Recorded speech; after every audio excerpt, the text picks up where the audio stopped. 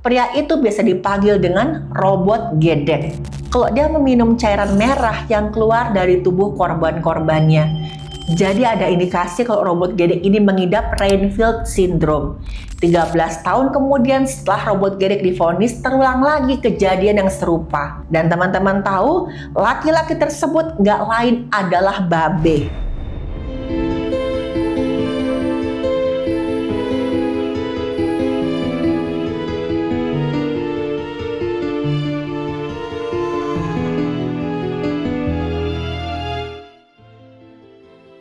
Halo, saya Dr. Stefani. Saya seorang dokter spesialis forensik dan mediko-legal, dan saya belajar dari yang mati.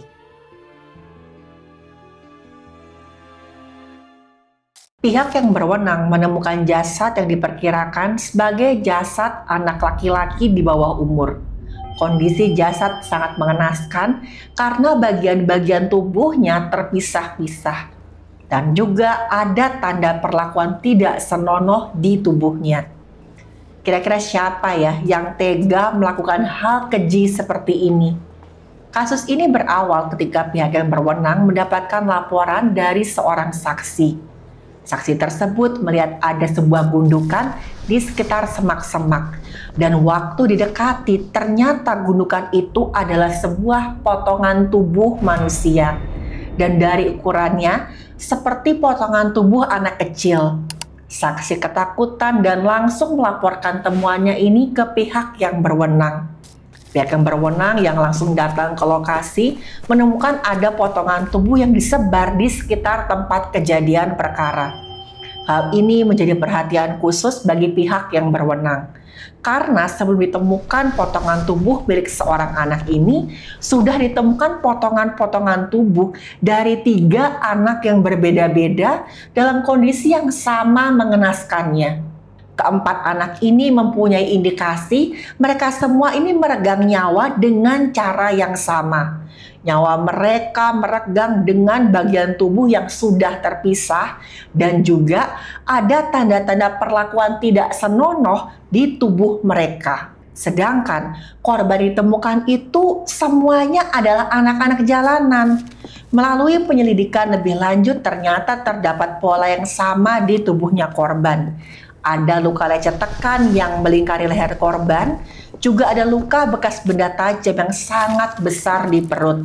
Dan yang terakhir, ada luka bekas benda tumpul dan cairan putih lengket di bagian duburnya korban. Luka di bagian dubur ini menunjukkan ada kekerasan tumpul yang terjadi lebih dari 1 kali. Karena otot lingkar dubur para korban ini rusak dan diameter lubangnya sampai membesar. Sebelum korban meregang nyawa, korban ini sempat mendapat perlakuan tidak senonoh dari pelaku. Dan adanya cairan putih lengket di bagian dubur menunjukkan kalau pelaku ini adalah seorang laki-laki. Dan diduga kuat pelaku ini menyetubuhi korban melalui dubur, dan oleh sebab itu cairan tubuh dari pelaku tertinggal di tubuhnya korban. Para korban yang semuanya ini adalah anak-anak jalanan membuat pihak yang berwenang sempat kesulitan untuk melacak pelaku. Tapi berkat kecermatan petugas yang berwenang, pengungkapan kasus ini tetap berjalan. Pihak yang berwenang awalnya membuat perkiraan kalau pelaku ini berasal dari kalangan menengah ke atas. Pelaku ini sengaja nih mencari anak jalanan supaya dapat mudah mendapat korban. Karena kebanyakan anak jalanan itu gampang dikelabui dengan iming-iming uang atau hadiah-hadiah lain. Menurut pihak yang berwenang, diduga kuat ini pelaku menjemput korban-korban dengan menggunakan mobil. Kemudian pelaku melakukan hal tidak senonoh pada anak-anak tersebut. Dan setelah selesai memuaskan gairahnya, pelaku ini lantas menghilangkan nyawa para korban dan membuang jasadnya. Teman-teman, tindakan ini memang sangat-sangat kejam. Ada indikasi kalau pelaku ini punya penyimpangan seksual yang bernama pelaku punya ketertarikan gak wajar pada anak-anak di bawah umur. Pelaku juga punya gangguan kepribadian di mana dia tuh gak punya empati. Jadi pelaku ini sama sekali gak bisa merasakan empati, apalagi kasihan sama siapapun. Pelaku ini ditambah juga nggak merasa bersalah atas apa yang dilakukan olehnya. Selain itu, pelaku ini juga punya sifat manipulatif, teman-teman. Pelaku memanipulasi korban untuk mendapatkan kepercayaan mereka sebelum kemudian korban dimangsa. Ada indikasi juga kalau pelaku ini mengidap Pelaku mendapat kepuasan dengan memegang kendali atas korban, dan tindak kekerasan yang dilakukan pelaku terhadap korban menunjukkan semacam dorongan untuk mendominasi dan juga menyebabkan penderitaan pada para korban. Pelaku ini biasanya sudah punya dorongan seksual yang agresif dan sadis itu sejak lama. Awalnya dari fantasi dan akhirnya pelaku mewujudkan tindakannya di dunia nyata. Hal tersebutlah yang mendorong pelaku melakukan aksi keji seperti itu. 2 tahun berlalu, pihak yang berwenang masih belum berhasil untuk menemukan siapa pelakunya. Dan lebih mengerikannya lagi, korban semakin bertambah. Ditemukan lagi jasad 4 orang anak jalanan yang meregang nyawa dengan cara yang sama. Jadi sejauh ini sudah ada 8 jasad yang ditemukan oleh pihak yang berwenang. Tapi hal ini nggak buat pihak yang berwenang putus asa. Mereka semua tetap melakukan tugas mereka dengan dedikasi yang sangat tinggi. Saya salut dengan kinerja pihak berwenang dalam menuntaskan kasus ini. Dan setelah penyelidikan lebih lanjut, pihak yang berwenang akhirnya menemukan petunjuk penting di kasus ini. Pihak yang berwenang menyelidiki kasus ini dengan lebih teliti. Karena setelah ditemukannya jasad-jasad tersebut, tempat yang biasanya terdapat banyak anak jalanan jadi sepi. Banyak yang ketakutan karena mereka tahu nih pelakunya belum tertangkap. Kewaspadaan masyarakat otomatis meningkat. Tapi kok bisa korban masih tetap berjatuhan? Misalkan memang anak-anak tersebut diambil oleh orang nggak dikenal, sudah pasti akan cepat ketahuan. Dan disinilah diduga kuat kalau pelaku adalah orang yang sudah dikenal oleh para korban. Dan kemungkinan besar pelaku juga dekat dengan anak-anak tersebut. Saat itu pihak yang berwenang menangkap seorang pria yang sering melakukan tindakan asusila pada anak-anak jalanan. Pria ini dipanggil dengan nama Babe dan dia adalah seorang pengasuh anak-anak jalanan. Jadi Babe ini memanfaatkan kedekatannya dengan anak-anak jalanan untuk memuaskan hasrat seks. Pihak yang berwenang langsung mencurigai Babe sebagai pelaku penghilangan nyawa 8 anak jalanan yang ditemukan 2 tahun terakhir ini. Karena tadi mereka tahu Babe ini punya penyimpangan seksual.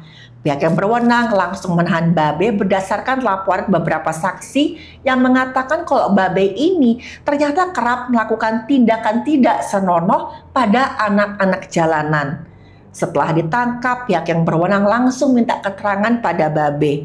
Dan waktu ditanya nih, apakah Babe orang yang sudah menghilangkan nyawa anak-anak jalanan tersebut, pihak yang berwenang kaget mendengar jawabannya Babe. Saat itu Babe dengan tegas berkata kalau dia itu hanya melakukan tindakan asusila tapi nggak pernah berniat untuk menghilangkan nyawa anak-anak tersebut. Tentu aja pernyataannya Babe ini membuat pihak yang berwenang keheranan. Di satu sisi Babe ini dengan tenang mengaku kalau memang dia melakukan tindakan tidak senonoh pada anak-anak jalanan. Tapi Babe ini menyangkal sudah menghilangkan nyawa mereka. Terus siapa yang sebenarnya sudah menghilangkan nyawa korban?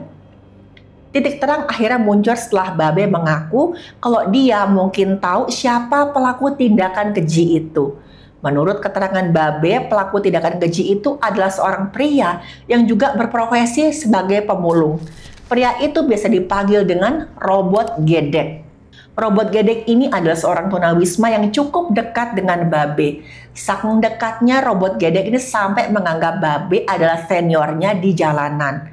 Dan menurut keterangannya si Babe, dia melihat salah seorang korban ini pergi bersama Robot Gedek sebelum ditemukan dalam keadaan meregang nyawa. Dan melalui informasi ini, pihak yang berwenang langsung mencari keberadaan si Robot Gedek.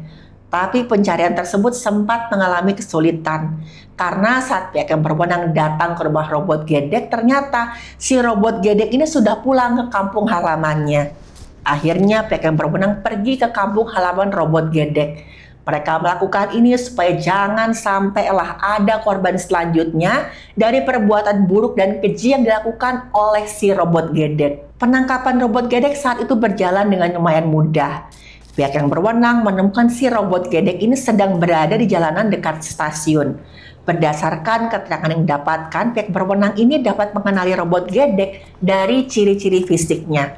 Posturnya pendek, kurus, bungkuk, dan waktu berjalan itu robot gedek kayak kesulitan jalan tuh agak tertatih-tatih. Tapi yang paling mencolok dari ciri fisiknya adalah kepalanya itu kayak nggak bisa berhenti geleng-geleng. Sesekali tuh kayak kesentak-kesentak kayak geleng-geleng gitu. Nah, teman-teman, keadaan ini disebut juga dengan tik motorik. Tik motorik adalah gerakan tiba-tiba, cepat, berulang, dan tidak disengaja. Biasanya gerakan ini melibatkan otot-otot wajah, leher, bahu, atau anggota tubuh lainnya. Gerakan tik motorik bervariasi, bisa berupa gerakan sederhana seperti mengedip, meringis, atau gerakan yang lebih kompleks seperti menyentak tangan seolah-olah memukul. Dan penyebab keadaan ini adalah karena adanya gangguan di otak. Ada ketidakseimbangan pada ganglia basalis, yaitu struktur otak yang berfungsi mengatur gerakan perilaku. Kelainan pada ganglia basalis ini bisa berupa pertama, aktivitas kimia otak yang meningkat, atau bisa juga karena adanya ketidakseimbangan pada jalur saraf. Yang mengakibatkan keadaan itu macam-macam, antara lain bisa karena faktor keturunan, gangguan perkembangan saraf di otak, stres psikologis, bisa juga karena penyakit atau infeksi yang menyerang otak. Dan inilah yang dialami oleh robot gedek sehingga dia mendapatkan julukan seperti itu. Karena tadi kebanyakan geleng-geleng, nah kayak gedek-gedek gitu, makanya dibilang dia itu adalah robot gedek. Pihak yang berwenang langsung mengamankan robot gedek. Mereka langsung minta keterangan pada robot gedek tentang 8 jasad anak jalanan yang ditemukan selama 2 tahun terakhir. Dan di luar dugaan teman-teman, robot gedek dengan santai yang mengakui kalau dia sudah melakukan tindakan tidak senonoh disertai penghilangan nyawa terhadap 12 orang anak jalanan. Setelah itu robot gedek juga mengaku kalau dia tuh memisah-misahkan anggota tubuh mereka untuk menghilangkan jejak.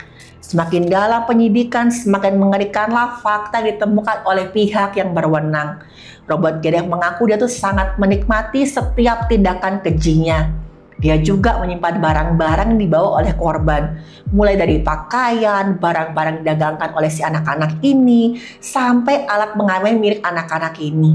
Kadang robot gedek menganggap semua itu tuh kayak kenang-kenangan, semacam trofi atau penghargaan di mana dia merasa puas setiap kali dia melihat barang-barang milik korbannya tadi. Robot gedek menunjukkan alat pemotong yang dia gunakan untuk memisahkan anggota tubuh korban-korbannya. Dan waktu ditanya apa yang menyebabkan dia melakukan hal itu, robot gedek cuma menjawab karena nafsu. Karena robot gedek ini merasa lebih nyaman ketika dia memuaskan hasrat seksualnya pada anak-anak yang menjadi korbannya. Robot gedek juga mengaku kalau dia merasakan sensasi yang berbeda ketika dia menghilangkan nyawa korban-korbannya. Dia tuh merasakan kegembiraan luar biasa atau euforia, terutama saat dia memisah-misahkan bagian tubuh korbannya. Kata robot gedek, saya itu seperti sedang motong ayam waktu saya pisahkan bagian tubuh anak-anak itu. Selain itu, robot gedek juga mengaku kalau dia meminum cairan merah yang keluar dari tubuh korban-korbannya. Karena menurut robot gedek, tubuhnya itu terasa lebih segar setelah meminum cairan merah tersebut. Jadi ada indikasi kalau robot gedek ini mengidap Renfield syndrome. Ini berhubungan dengan apa yang dinamakan vampirisme klinis, di mana seseorang itu punya obsesi untuk mengkonsumsi cairan tubuh. Orang itu percaya dengan mengkonsumsi cairan tubuh, dia menjadi lebih kuat. Padahal, minum cairan tubuh manusia itu bisa membahayakan kesehatan teman-teman. Karena cairan tubuh manusia itu mengandung zat besi dalam jumlah yang tinggi. Kalau sampai menumpuk di tubuh maka akan mengakibatkan kerusakan organ dalam. Selain itu cairan tubuh manusia itu bisa mengandung penyakit menular seperti hepatitis B, hepatitis C, sampai HIV. Di dalam cairan tubuh manusia itu terdapat komponen yang nggak bisa dicerna melalui pencernaan. Konsumsi cairan tubuh dalam jumlah besar bisa mengakibatkan mual, muntah, dan diare. Dan sudah jelas, kalau robot gedek ini memang punya gangguan kejiwaan yang sangat membahayakan. Walaupun robot gedek sudah mengaku dan memberi pernyataan, misteri dalam kasus ini masih belum selesai. Ingat, tadi robot gedek mengaku telah menghilangkan nyawa 12 orang anak jalanan. Tapi masalahnya yang ditemukan jasadnya itu baru 8. Terus di mana jasad 4 orang yang tersisa? Apa disembunyikan? Atau ada hal lain yang belum diketahui dari si robot gedek? Pihak yang berwenang langsung minta keterangan kepada robot gedek soal 4 anak yang belum ditemukan. Dan robot gedek mengaku kalau dia tuh lupa di mana 4 korban terakhir yang dia hilangkan nyawanya. Jadi dari 12 korban robot gedek, 4 diantaranya tidak bisa ditemukan. Pihak yang berwenang kemudian minta robot gedek untuk melakukan reka adegan. Hal tersebut bertujuan supaya pihak yang berwenang ini bisa mengetahui cara robot gedek menghilangkan nyawa para korbannya. Kebanyakan robot gedek ini menghilangkan nyawa korbannya dengan cara yang sama. Dia melilit leher korban-korbannya dengan tali sampai mereka tidak bisa bernafas lagi. Setelah itu robot gedek barulah memuaskan hasratnya pada korban-korban yang sudah dalam keadaan tidak bernyawa. Setelah dia puas, barulah robot gedek memisahkan bagian tubuh para korbannya. Biasanya robot gedek ini memisahkan tubuh para korbannya jadi 4 bagian. Robot gedek memasukkan potongan tubuh korbannya ke dalam karung dan dia buanglah ke berbagai tempat. Dan salah satu yang paling aneh adalah robot gedek ini pernah menanam tubuh korbannya di bawah sebuah pohon. Pohon itu memang mencolok karena bentuknya itu besar dan agak-agak unik. Dan robot gedek suka nih melihat bentuk pohon itu. Dia putuskan untuk menanam korbannya di bawah pohon tersebut. Kasus ini sangat menghebohkan dan mendapat perhatian dari masyarakat luas. Robot gedek pun dihukum setimpal dengan aksinya tadi. Dan pada akhirnya robot gedek pun dijatuhi hukuman setimpal atas semua tindakan kejinya tadi. Tapi teman-teman, kasus ini belum berhenti sampai di situ. 13 tahun kemudian setelah robot gedek divonis, terulang lagi kejadian yang serupa. Ada seorang laki-laki yang menemukan sebuah kardus yang ketika dibuka itu berisi potongan jasad seorang anak. Dia melaporkan temuannya ke pihak yang berwenang dan pihak yang berwenang segera melakukan pemeriksaan. Jasad tersebut dibawa ke bagian forensik untuk dilakukan pemeriksaan. Dan hasil pemeriksaan menunjukkan korban ini diperkirakan usianya kurang lebih baru 10 tahun. Warna kulitnya sawo matang, perkiraan tinggi badan 120 cm, dan lubang duburnya tuh membesar menandakan adanya kekerasan tumpul. Dan tubuhnya ini terpisah sebatas rongga dada. Organ dalamnya itu sebagian besar sudah hilang, tersisa jantung, paru kiri, dan juga ginjal. Ada luka lecet tekan yang melingkari leher dengan pola luka ini sesuai dengan kasus jerat. Karena pada kasus jeratan yang ditemukan itu adalah luka lecet tekan yang melingkari leher secara penuh dan agak horizontal mendatar. Berbeda dengan kasus gantung, di mana luka lecet tekan itu arahnya cenderung naik ke atas. Ada memar di puncak kepala, tulang lidah, dan juga tulang rawan gondok, yang menandakan kekerasan tumpul pada leher itu sangat-sangat keras. Saat itu ada warga yang mengaku kehilangan anak laki-lakinya berinisial A usianya 9 tahun. Pihak yang berwenang melakukan tes DNA dan hasilnya memang benar teman-teman kalau korban ini adalah anak dari warga tersebut. Dan saat itu orang tua korban sangat sedih, mereka terpukul, mereka jelaskan kalau anaknya ini adalah seorang pengamen jalanan di sebuah terminal bus. Pihak yang berwenang melakukan penyelidikan lebih lanjut di sekitar terminal tersebut. Dan akhirnya diketahui kalau anak tersebut terakhir kali terlihat sedang bersama seorang laki-laki yang dikenal baik hati dan dia itu adalah pengasuh anak-anak jalanan. Dan teman-teman tahu laki-laki tersebut nggak lain adalah Babe. Ya, Babe yang menjadi saksi kunci kasus robot gedek. Pihak yang berwenang memang sempat menahan Babe karena Babe ini terbukti melakukan tindakan tidak senonoh pada anak-anak di bawah umur. Dan Babe sempat menjalani masa tahanan sebelum kemudian diperbolehkan bebas. Dan setelah bebas, Babe ternyata melakukan tindakan yang sama kejinya dengan robot gedek. Sama seperti robot gedek saat Babe ditangkap oleh pihak yang berwenang, Babe mengakui semua perbuatannya dengan tenang. Sejak bebas dari tahanan itu, Babe kembali mengurus anak-anak jalanan. Tapi sebenarnya Babe itu masih menyimpan hasrat seksual gak wajar terhadap anak-anak jalanan asuhannya. Jadi sepanjang tahun 1994 sampai 2010, Babe mengaku pernah melakukan tindakan tidak senonoh dan menghilangkan nyawa 10 anak jalanan. Korban yang ditemukan ini hanyalah salah satu dari sekian banyak korbannya Babe. Mereka semua dihilangkan nyawanya oleh Babe karena menolak saat diajak bersetubuh. Rata-rata Babe melakukan tindakan kejinya tersebut di rumah kontrakannya. Tapi katanya ada juga korban yang dihabisi nyawanya di kota lain. Babe bilang nih, dia tuh nggak ingat persis berapa jumlah korbannya, sama kayak robot gedek tadi. Tapi kurang lebih sekitar 15 orang anak. Dari 15 orang korbannya Babe, hanya 10 yang diketahui keberadaan jasadnya. Karena Babe mengubur jasad korban lainnya itu di kota-kota lain.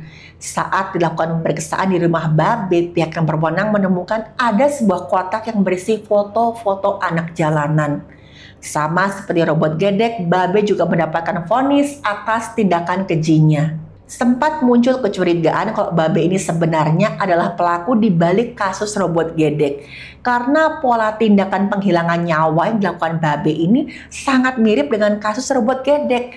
Babe ini diduga menjebak robot gedek karena robot gedek ini mengalami masalah mental. Dia tahu persis kok robot gedek ini nggak bisa melakukan pembelaan sama sekali saat persidangan. Tapi teman-teman, kecurigaan ini belum terbukti hingga sekarang. Robot gedek meninggal dunia karena sakit di tahanan pada tahun 2007. Sementara Babe sampai saat ini masih mendekam di tahanan. Teman-teman, saya berdoa dan sangat-sangat berharap semoga kasus macam ini tidak terulang lagi. Jadikan kasus ini pelajaran bagi kita semua. Dan saya mengajak teman-teman untuk mendoakan para korban dari aksi keji ini. Amin.